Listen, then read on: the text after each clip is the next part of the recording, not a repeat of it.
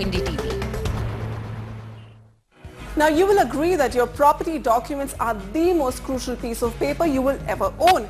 But God forbid if you ever lose them, what will you do? How will you buy or sell property again? Ashish Bhatia gets you a legal checklist on how to get out of this mess. Most will say it is sweat, toil and hard-earned money that shapes up our dream homes. However, just living out of your homes isn't enough to prove that the house belongs to you. Your ownership can be challenged in the absence of property papers. If you are looking to buy a property, sell or lease, property documents are the most significant set of papers you need. Well, we had a client, a recent case, and this client's name is Manish Bajari.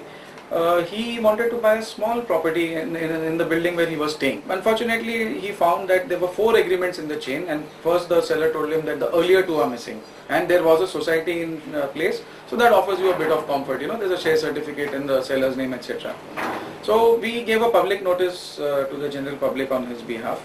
Then it turned out that the 3rd agreement was also missing. We gave a public notice again for that, and we did all the processes that were required.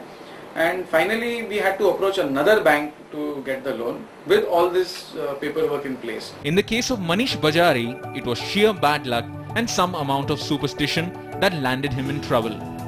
Some legal advice, an additional cost of 27,000 rupees and a 3.5-month delay in purchasing the property is what Manish had to go through to clear things and move into his dream home. This flat was very auspicious because we are living in the same building from 35 years. We have seen that whoever buys that flat shifts into a bigger flat very soon.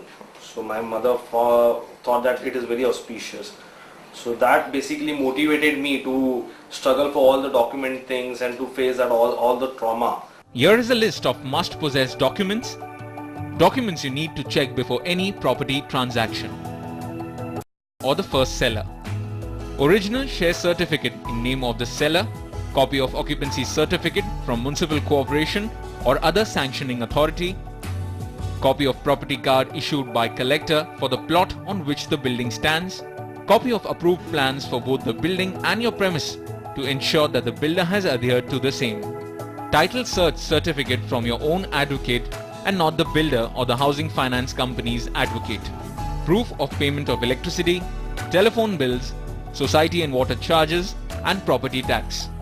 No objection and no dues certificate from society or condominium. Proof of tax deducted at source. This is applicable in case of NRI seller. Let's not forget the mutation certificate. This to record the transfer of title of a property from one person to another in the revenue records.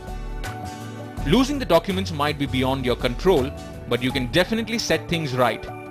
Occasionally it does happen that a bank from whom you've taken a loan or you pledged your document, they have lost it. Either they have misplaced it, or like we had floods in 2005, a lot of banks found that where the documents were stored, the area was completely flooded and all those documents got destroyed. The third thing is that you have sent your document for registration and the sub-registrar's office itself has lost the document. If you are about to sell a flat and your buyer approaches a bank, no bank will be willing to lend if the latest agreement is missing. In case you have lost your papers, do not lose heart. This is what you need to do. The first step is to file a FIR with your local police station, get a public notice issued in an English newspaper and a regional daily to obtain an advocate's certificate. Get the certificate from the registrar's office that houses all the property transaction records.